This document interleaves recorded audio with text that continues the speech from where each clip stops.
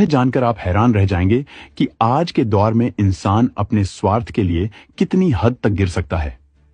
वह अपनी मंशा पूरी करने के लिए किस हद तक जा सकता है और कितनी भयानक घटनाओं को अंजाम दे सकता है, यह सोच से परे है।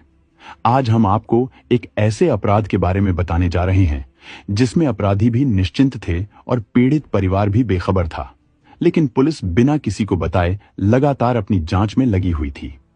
यह एक ऐसी घटना थी जिसने एक खुशहाल परिवार की जिंदगी को तहस नहस कर दिया और सब कुछ बदल कर रख दिया।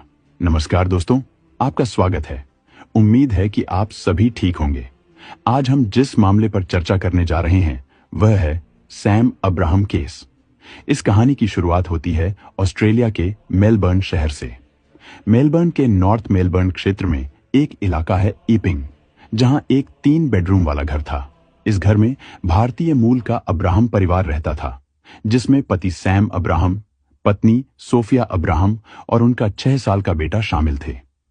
यह घटना 2015 की है। सैम ऑस्ट्रेलिया में ही एक फॉरेक्स कंपनी में काम करते थे, जबकि सोफिया आईटी सेक्टर में कार्यरत थीं। यह परिवार मूल रूप से भारत के केरल राज्य के कोल्लम जिले के करवल्लूर गांव का रहने वाला था।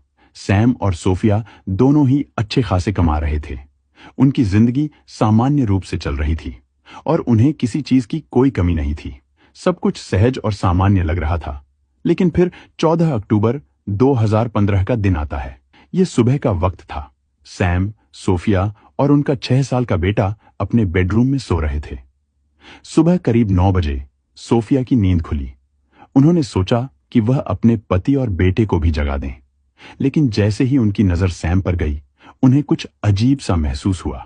सैम एक असामान्य स्थिति में लेटे हुए थे। जब सोफिया ने गौर से देखा तो उन्होंने पाया कि सैम के मुंह के पास कुछ निशान थे। ऐसा लग रहा था जैसे झाग निकल आया हो।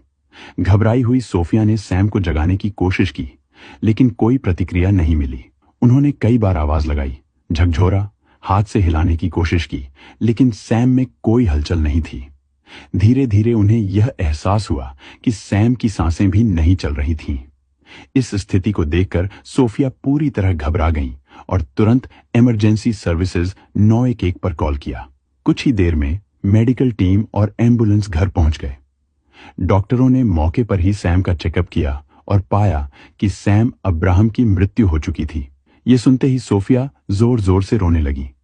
उन्हें समझ नहीं आ रहा था कि आगे क्या होगा। उनका 6 साल का बेटा अब अनाथ हो चुका था। परिवार की आगे की जिंदगी कैसे चलेगी, यह सवाल सोफिया को झकझोर रहा था। सैम